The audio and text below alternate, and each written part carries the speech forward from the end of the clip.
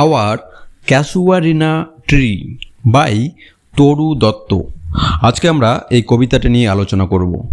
তরু দত্ত একজন ভারতীয় বাঙালি কবি, অনুবাদক এবং ঔপন্যাসিক, যিনি ছিলেন ইংরেজির পাশাপাশি ফরাসি ভাষাতেও দারুণ দক্ষ।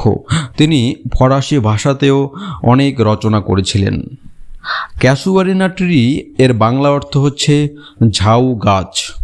এটি এক ধরনের চিরসবুজ বৃক্ষ যা সাধারণত সমুদ্র উপকূলবর্তী বা বালুকাময় অঞ্চলে, যেমন পশ্চিমবঙ্গের দীঘা বা বাংলাদেশের সমুদ্র সৈকতে প্রচুর পরিমাণে পাওয়া যায় বা দেখা যায়। এই গাছটি দেখতে অনেকটা পাইন গাছের মতো হয় বলে অনেক সময় একে অস্ট্রেলিয়ান পাইন বা নেটিভ পাইনও বলা হয়ে থাকে। কবিতাটি পশ্চিমবঙ্গ উচ্চ মাধ্যমিক শিক্ষা সংসদের দ্বাদশ শ্রেণীর ইংরেজি পাঠ্যসূচিতে অন্তর্ভুক্ত করা হয়েছে।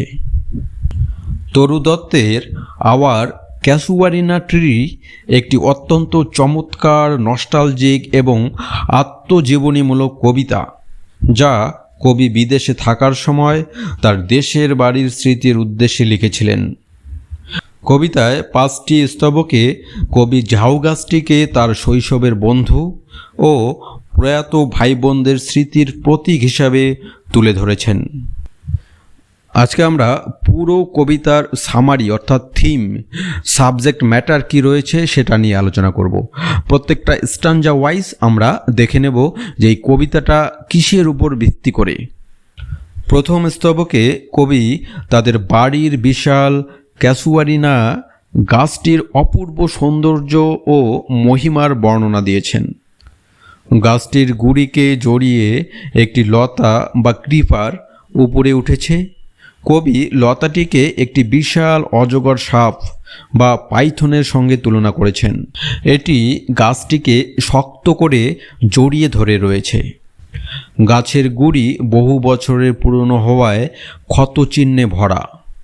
লতাটি গাছটিকে এমনভাবে জড়িয়ে ধরেছে যে অন্য কোনো গাছ হলে হয়তো বাঁচতেই পারত না, কিন্তু এই বিশাল ক্যাসুয়ারিনা গাছটি সেই লতাকে সাহসের সঙ্গে ধারণ করেছে। লাল রঙের ফুলে গাছের ডালপালা ভরে গেছে। এই ফুলে পাখি ও মৌমাছিরা সারা দিন ভিড় করে। রাতে যখন মানুষ ঘুমিয়ে পড়ে তখন একটি ডার্কলিং বার্ডের মধুর গান পুরো বাগানকে মুখরিত করে তোলে। সেই গান যেন কখনো শেষ হয় না। চলো এবারে আমরা দেখব স্ট্যানজা 2 অর্থাৎ দ্বিতীয় স্তবক। দ্বিতীয় স্তবকে কবি ভোরবেলার ক্যাসুয়ারিনা গাছকে কেন্দ্র করে প্রকৃতির মনোরম দৃশ্য বর্ণনা করেছেন। ভোরবেলা জানালা খুলতেই প্রথমেই কবির চোখ গিয়ে পড়ে ক্যাসুয়ারিনা গাছটির উপরে। শীতকালে অনেক সময় গাছের একেবারে চূড়ায় একটি ধূসর বাবন মূর্তির মতো স্থির হয়ে বসে সূর্যোদয় দেখে। নিচের ডালগুলোতে তার ছোট্ট ছোট্ট বাচ্চারা আনন্দে লাফালাফি ও খেলাধুলা করে। চারিদিকে কোকিলের ডাক শোনা যায়, যা নতুন দিনের আগমনকে স্বাগত জানায়। আশেপাশের গরুগুলো ধীরে ধীরে চারণভূমির দিকে যায়। গাছটির ছায়া কাছের পুকুরের ওপর পড়ে, আর সেই পুকুরে সাদা শাপলা অর্থাৎ ওয়াটার লিলিস ফুটে থাকে, যা দূর থেকে বরফের স্তূপের মতো মনে হয়।